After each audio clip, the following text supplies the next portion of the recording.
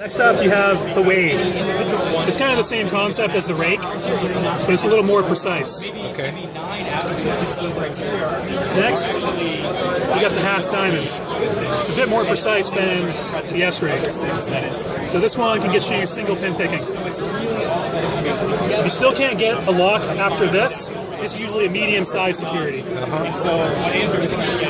This one will get open about 90% of all locks. This is a diamond hook. So most hooks have a rounded edge to it like this. This one has a triangle edge.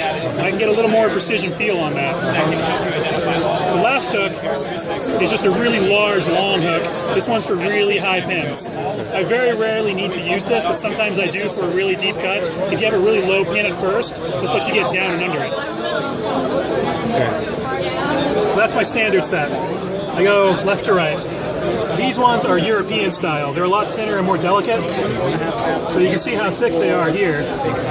So here's the standard diamond compared to the European diamond. You can see the body's a lot more slender.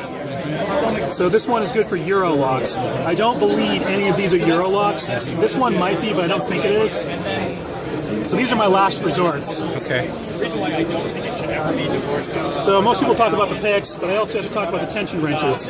These are the Peterson pry bars. These come in two widths. You have medium and thick. So most of these, I can probably see the thick one. It fits nice and snug. You want that. If you have a really thin tension bar, it's going to be going all over the place. So you want it nice and tight. So we have a thick, a medium, another medium, and a thin. So just looking at the keyways here, I don't see anything that's terribly thin, so I should be able to use these 4 tension wrenches. Okay. All right. So that's my method. Okay, so let the guy know you want to start. Ready?